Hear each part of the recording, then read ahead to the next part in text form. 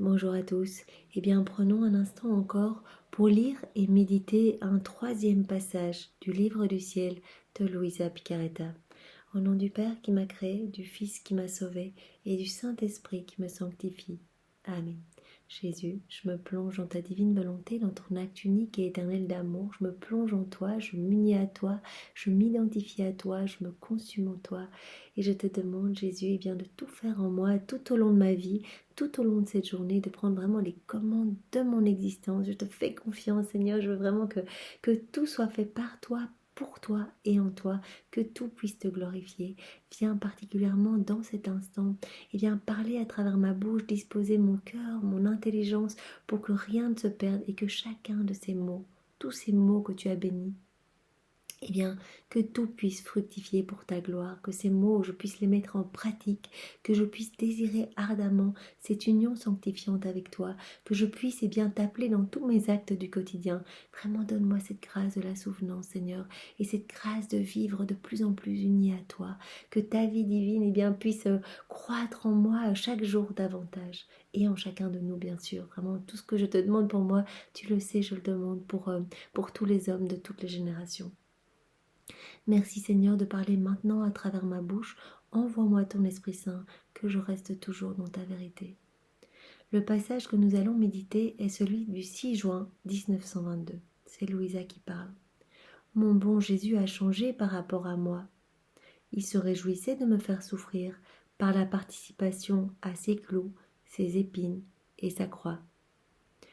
Donc Louisa, en fait, elle est un petit peu nostalgique de ces moments où Jésus lui partager ses souffrances, tout ce qu'il ressent continuellement dans sa divinité. Nous savons que Jésus, pour tous nos actes déconnectés de la divine volonté, chacune de nos paroles, de nos pensées, de nos regards, tout ce qui n'est pas tourné vers Dieu, vers la Trinité, tout ce qui est vraiment imbibé de nos volontés propres, eh bien Jésus souffre tout cela, souffre toutes ces déconnexions.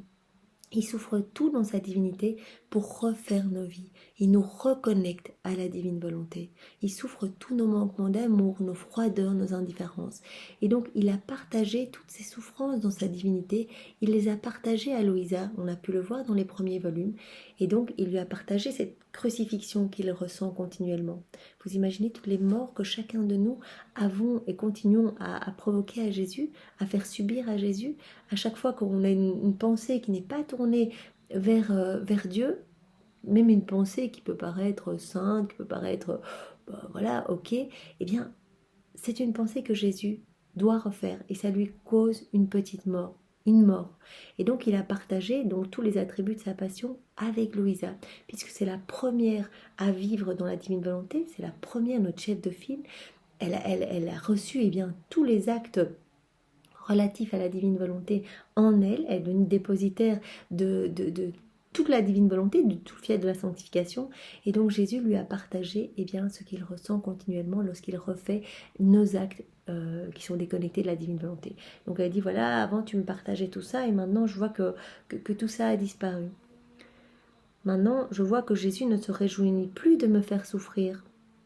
Ce qu'il disait à Louisa, que voilà, lui partager ses souffrances, eh bien c'est un amour de prédilection, voilà, il lui donne sa ressemblance, puisque l'amour de Jésus est croix et souffrance, et il partage ses souffrances avec les âmes qu'il aime, et donc il partage à Louisa, eh bien il partageait toutes ses souffrances de la crucifixion avec Louisa. Donc il dit voilà, il ne me partage plus rien, ça veut dire peut-être qu'il ne m'aime plus, etc. Mais s'il m'arrive de souffrir, il n'y porte plus son intérêt comme avant. Pendant que je pensais à cela, mon doux Jésus en mon intérieur soupira et me dit « Ma fille, quand on a des intérêts plus élevés, c'est-à-dire maintenant il partage toutes les connaissances sur la divine volonté, etc. Donc il remplit Louisa de toutes ces vérités qu'elle va devoir mettre par écrit. Donc vraiment il lui infuse toutes les lumières, vraiment il fait grandir sa vie divine en elle, pour qu'elle puisse devenir la première, que vraiment toutes ces vérités, Louisa c'est vraiment la troisième œuvre de Dieu, que toutes ces vérités puissent nous arriver vraiment par le biais de ces lectures et que nous puissions nous aussi nous transformer. Donc il dit vraiment mes intérêts de faire connaître ma divine volonté, de te donner toutes ces connaissances, eh bien sont plus importants maintenant et donc vraiment voilà. Les moins importants perdent leur attrait et leur charme. On les regarde avec indifférence. La croix lie l'âme à Dieu. Mais qui la nourrit? et l'a fait croître jusqu'à son zénith. Il dit, c'est vrai que quand tu t'unis à moi, que tu unis tes souffrances aux miennes, ton âme est complètement liée à la mienne, ton cœur est imbibé dans le mien, et tes souffrances pour les fruits de mes souffrances. Vraiment, tu es uni à moi. Mais qui fait grandir la croix? Qui nourrit et bien, la croix, qui vient distribuer tous les fruits attachés à toutes ces souffrances? C'est ma volonté, bien sûr. Seule ma volonté amène le rachèvement, mes desseins, amène à le rachèvement mes desseins les plus élevés sur une âme. Donc c'est la divine volonté qui nous transforme en profondeur, qui permet vraiment que tous les fruits de tous les actes de Jésus, de toutes ces réparations, de toutes ces prières, de toutes ces souffrances, eh bien, soient distribués à travers nos actes à nous, à travers nos prières, nos paroles, nos réparations, dès qu'on s'unit à Jésus. Donc c'est vraiment la divine volonté de Jésus. Si ce n'était pas de ma volonté, même la croix, bien que pleine de pouvoir et de grandeur, pourrait laisser l'âme s'arrêter à mi-chemin. Voilà, si ce n'était pas la divine volonté qui permettait eh bien, tous les fruits attachés aux croix, eh bien, voilà, on souffrirait, mais il n'y aurait rien qui en résulterait. Comme ils sont nombreux ceux qui souffrent, mais comme ils sont nombreux ceux à qui il manque la nourriture assidue de ma volonté. Donc souffrir seul, sans Jésus, eh bien, nous écrase en fait. On peut souffrir avec résignation, mais voilà, si on souffre dans notre volonté propre, nos souffrances ne portent pas beaucoup de fruits. Les hommes n'arrivent pas à vraiment mourir à leur volonté humaine. Donc il faut vraiment mourir à soi-même pour laisser eh bien, la divine volonté de Jésus agir en nous. Vraiment cette vie agissante en nous, cette vie divine agissante. Et que tout eh bien, porte les fruits vraiment qu'on puisse distribuer, que Jésus puisse distribuer à travers nos corps eh bien, tous les fruits de sa rédemption. À travers nous, à travers nos paroles, nos actions, nos regards, etc. Mais pour ça, il faut mourir à nous-mêmes, il faut laisser toute la place à Jésus, lui faire confiance pour qu'il puisse vraiment venir s'unir à nous dans nos actions, que notre volonté propre puisse être vraiment immergée dans la divine volonté de Jésus, que nos souffrances puissent être immergées dans les souffrances de Jésus, que nos paroles puissent être immergées dans les paroles de Jésus, pour que tout porte vraiment l'empreinte de la divinité. Et pour ça, donc, il faut vraiment mourir à nous-mêmes. Étant ainsi entravée, la divine volonté ne peut amener l'âme à la cime ultime de la divine sainteté. Voilà, si on n'arrive pas à mourir à nous-mêmes, si on est encore imbibé de nos volontés propres, la divine volonté n'arrivera pas à nous amener vraiment à la sainteté ultime, c'est-à-dire à la sainteté divine en fait. On peut acquérir tout seul une sainteté humaine, gravir vraiment les échelons en faisant la volonté de Dieu. On peut observer tout ce que Jésus faisait, puisque comme on l'a vu dans le passage précédent, eh bien toute son attitude, ses comportements, tout ce qu'il est, ses paroles, eh bien tout cela est vraiment vérité pour notre âme qui va nous transformer. Donc on pourrait vraiment, eh bien dans la volonté voulue de Dieu, avancer, grimper vraiment les échelons, essayer de devenir meilleur, essayer de pratiquer les vertus, vraiment essayer de faire tout comme Jésus. Alors on va acquérir une sainteté, au mieux une sainteté humaine, mais c'est différent de faire la volonté de Jésus et de se plonger, de vivre, de la laisser vivre en nous, cette volonté opérante, cette volonté divine qui va agir en nous. Vraiment à ce moment-là, tous nos actes vont devenir divins et vraiment vont être empreints des attributs divins de Dieu. Et à ce moment-là, on va pouvoir acquérir eh bien, la sainteté même de Dieu, puisque c'est Jésus qui va agir en nous. Et donc, il va nous donner cette sainteté divine. D'autre part, tu dis que les clous, les épines et la croix ont disparu. Cela n'est pas vrai, ma fille. Cela est faux. En fait, ta croix était petite et incomplète. Maintenant, à travers ma volonté, elle a été agrandie. Chaque acte que tu fais dans ma volonté, c'est un clou enfoncé dans ta propre volonté. Vous voyez, Jésus nous partage en fait sa passion lorsque nous nous unissons à lui. À chaque fois qu'on fait des actes dans la divine volonté, il dit qu'on crucifie par exemple nos regards. On doit crucifier notre volonté propre. Si on choisit eh bien, de ne pas regarder des choses futiles à la télévision, des séries, etc., on ne va pas mettre nos regards, porter nos regards pour faire n'importe quoi.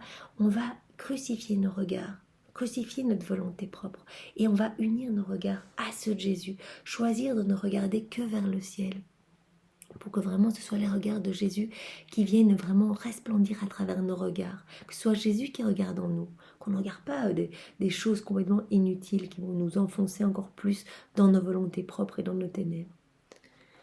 voyez, par exemple, on peut crucifier nos paroles, on a envie de répondre, on est agressé, quelqu'un se moque de nous, notre orgueil, notre volonté propre a envie de répondre, on a envie de dire, de se justifier. Eh bien, on peut s'immerger en Jésus, dire c'est toi qui vas répondre en moi. Ce sont tes paroles qui vont sortir de ma bouche. On va crucifier notre volonté propre, on va la faire mourir pour vraiment laisser Jésus parler en nous. Et cela peut être décliné bien, à l'infini et pour toutes nos actions. On va choisir de délibérément crucifier nos actions mauvaises, d'unir nos mains à celles de Jésus pour que ce soit Jésus qui agisse en nous, etc. Quand ta volonté vit dans ma volonté, elle est prolongée au point de se diffuser dans toutes les créatures et de me redonner en leur nom la vie que je leur avais accordée.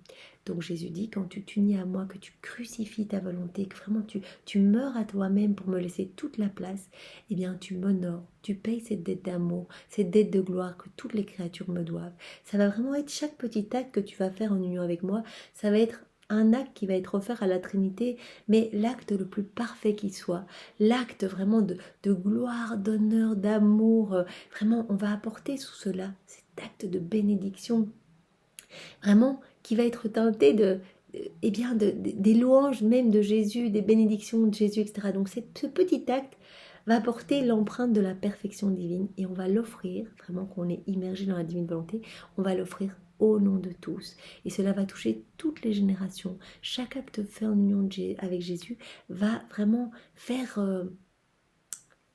du bien à tous les hommes en fait. Il va y avoir des retombées bienfaisantes dans tous les cœurs de toutes les générations, sur la terre, mais aussi dans le ciel, pour les âmes du purgatoire, les saints, les bienheureux qui auront surcroît de gloire, etc. Donc vraiment, c'est absolument magnifique. Voilà. Tu me retournes ainsi l'honneur et la gloire pour lesquels je les avais créés. Donc voilà, l'honneur et la gloire pour lesquels on a été créés. Rappelons-nous qu'initialement prévu, on était rempli la divine science, divine connaissance, divine volonté. On était rempli de divin, de telle sorte que tous les actes d'Adam, tous ces mouvements, ces regards, ces paroles, tout glorifiait la Trinité quand il a quitté cet état de grâce, d'union avec vraiment la Trinité. Eh bien il a tout perdu, il a perdu cet habit de lumière, il a perdu la divine volonté. Et donc quand nous on agit en laissant Jésus agir en nous, en fait que vraiment on crucifie notre volonté propre pour laisser toute la place à Jésus, eh bien on est vraiment à nouveau dans ce retour d'amour, vraiment comme l'était Adam au départ. Et donc tu me retournes, Jésus nous dit, l'honneur et la gloire pour lesquels j'ai créé les hommes. On va payer cette dette de gloire, cette dette d'amour. Il va à nouveau y avoir ce flux et reflux d'amour qu'on va faire au nom de tous, puisque dans la divine volonté, à chaque fois, eh bien, on peut toucher toutes les générations, etc. Donc c'est vraiment magnifique, il y a vraiment cette harmonie qui est réinstaurée entre la Trinité et les hommes, entre le ciel et la terre. Au fur et à mesure que ta volonté, immergée dans la mienne, prend de l'expansion, il en va de même de ta croix. Au plus tu vas t'imbiber dans ma volonté, au plus ta volonté propre va mourir. Le Seigneur va s'occuper de ce travail. Parce que nous, on ne sait pas très bien comment faire si ce n'est appeler Jésus. On est misère, donc on peut faire qu'appeler Jésus le matin, lui offrir notre journée avec cette prière préalable, cet acte préalable, et puis l'appeler tout au long de la journée. À chaque fois qu'on l'appelle, douche de lumière, il nettoie notre âme en profondeur, il nous purifie, il ennoblit nos cœurs, il nous donne plus de lui. C'est à chaque acte fait dans la divine volonté une vie divine, nouvelle, qui est créée. Et donc à ce moment-là, il dit, à chaque fois que tu t'immerges dans ma divine volonté, eh bien, tout prend de l'expansion. Ma volonté va prendre de l'expansion en toi. Vraiment, je vais prendre de plus en plus de place en toi. Il en va de même de ta croix. Ce n'est plus une croix pour toi toute seule, mais pour toutes les créatures. Donc vraiment accepter en fait ce sacrifice, c'est pas évident de faire mourir notre volonté. Vraiment, parfois c'est facile de se laisser glisser dans les jugements. Voilà, il y a des personnes qui critiquent, on va participer, voilà. Mais vraiment cette vigilance à laquelle nous sommes appelés, c'est vraiment de dire non. Là je sais que cette parole va offenser le Seigneur. J'entends que tout cela, ça vient pas de Dieu. Que la parole de Jésus, elle est vie, elle est amour, elle construit. Vraiment ici, je ne suis plus dans la divine volonté. Jésus, je reviens à toi. C'est difficile de faire ce pas, de revenir. Et c'est ce martyre de l'attention à laquelle nous sommes appelés. Vraiment, c'est ce martyre-là qui va nous donner la sainteté divine. Revenir à Jésus, Pardon Jésus, je crucifie mes paroles. Là, je voulais critiquer. Non, je ne dis rien. Je vais amener ton saint nom dans cette conversation. Je vais parler de toi. Je vais défendre cette personne qui est, voilà, qui est critiquée. Parce que je sais que c'est toi. Dans toutes les personnes offensées, critiquées, dans le plus petit tu te trouves, eh bien, je vais défendre cette personne, Jésus. Je vais essayer de parler comme toi tu parles. Je vais te laisser parler à travers ma bouche. Cela demande vraiment un petit effort. Et dit, voilà, au plus tu t'immerges en moi, au plus je prends de la place, au plus, il dit, voilà, c'est comme si ta croix grandissait. Et vraiment que tous les fruits attachés à ces petits sacrifices que tu fais pour tenir à moi, eh bien, tout cela, tous ces fruits vont être distribués pour toutes les créatures. Donc tous les hommes vont pouvoir avoir quelque chose de bénéfique de cette action que tu fais en union avec moi, de ce sacrifice de ta volonté propre. Et pour autant, et bien sûr que les cœurs soient disposés, parce que voilà, il y a les bénéfices, les fruits ne peuvent pas être donnés si les cœurs sont trop fermés, froids, indifférents et que les hommes n'en veulent pas en fait. Jésus a besoin du oui pour donner. En fait, il veut donner. Lui, il veut donner tout le temps. Mais vraiment, si nous, on n'en veut pas, malheureusement, eh bien, c'est comme si on obstruait tous ces beaux canaux de lumière, ces canaux de grâce, de bénédiction.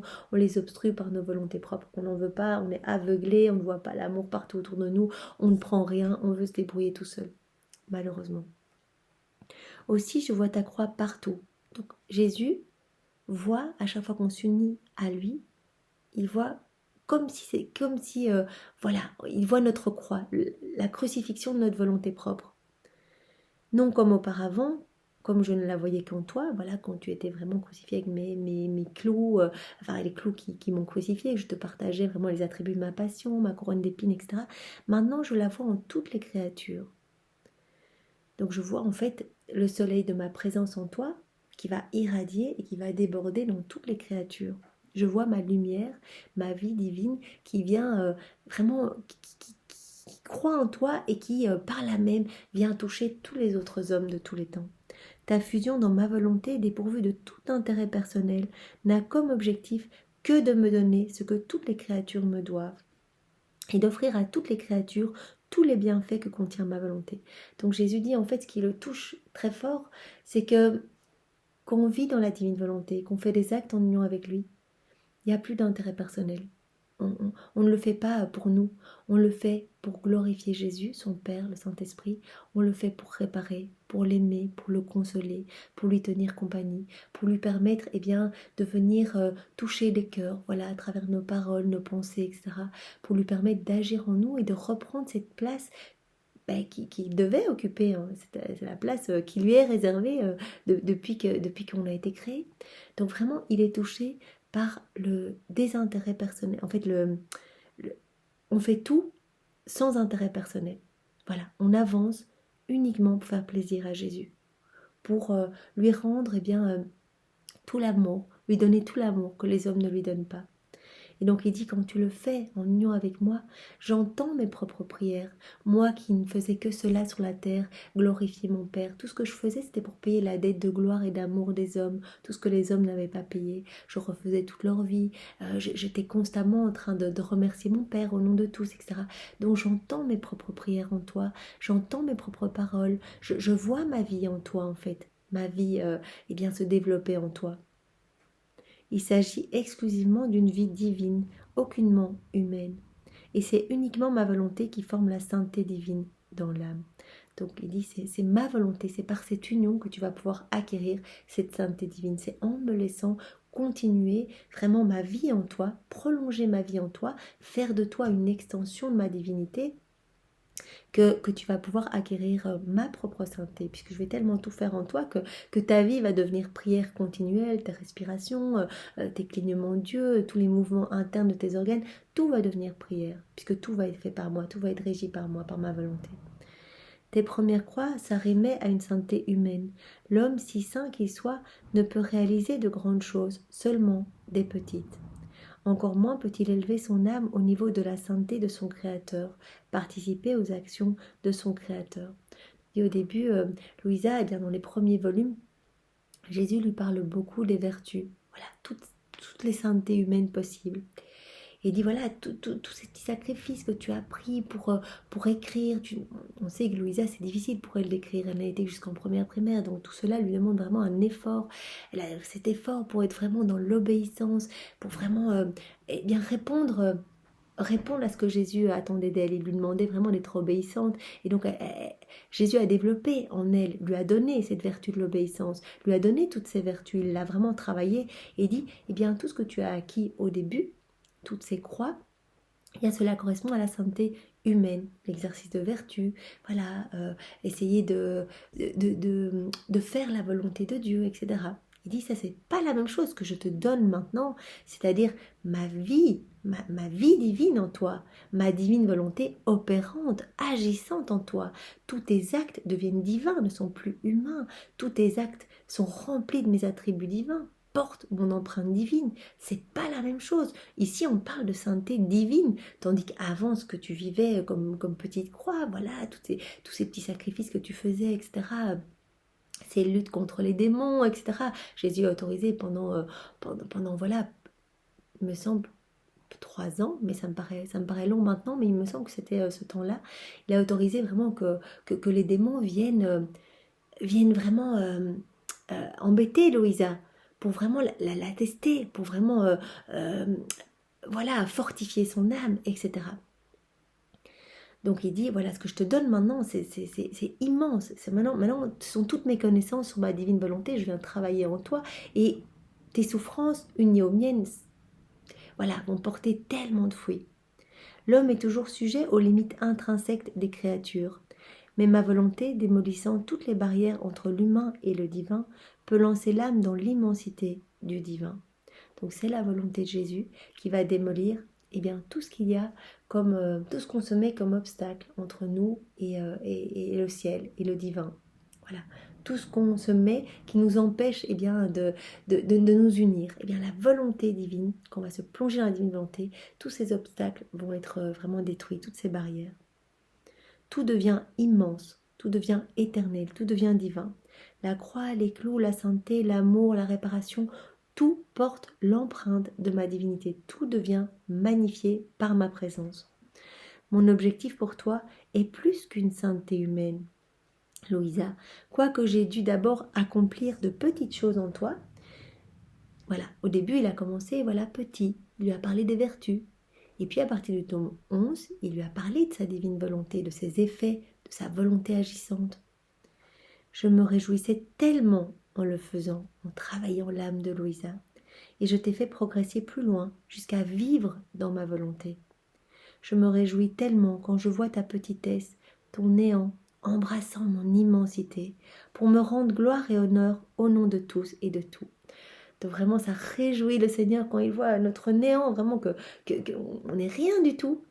Notre néant se remplir de son immensité pour tout lui redonner au nom de tous, pour lui offrir son propre amour, l'immensité de son amour, lui offrir ses propres bénédictions, ses louanges, vraiment tout ce qu'il est, l'amour du Père, l'amour du Saint-Esprit, l'amour de la Vierge Marie, tous les actes que Marie a fait, donc vraiment tous les actes d'amour, chaque fois dans la divine volonté, on n'a fait que des actes dans la divine volonté, on peut les réoffrir. Donc vraiment notre néant qui se gorge de l'immensité de Dieu pour tout réoffrir au nom de tous, pour réparer, pour louer, pour bénir au nom de tous. Donc Jésus se réjouit de cela. Cela m'incite à retourner tous les droits aux créatures et me réjouit à tel point que je ne prends plaisir en rien d'autre. Il dit en fait, voilà, parler de ma divine volonté, entendre les créatures en parler, te révéler toutes ces vérités, il n'y a rien qui me fait plus plaisir. C'est tellement énorme, parce que ma divine volonté a été errante pendant des milliers d'années, depuis le moment eh bien, où l'homme a chuté, où Adam a quitté la divine volonté. Eh bien, les divines volontés cherchent à venir à nouveau s'installer dans les cœurs et à opérer dans les âmes. Mais voilà, ça a été vraiment un long temps d'attente avant que Jésus puisse déverser tout le royaume de sa divine volonté en Louisa.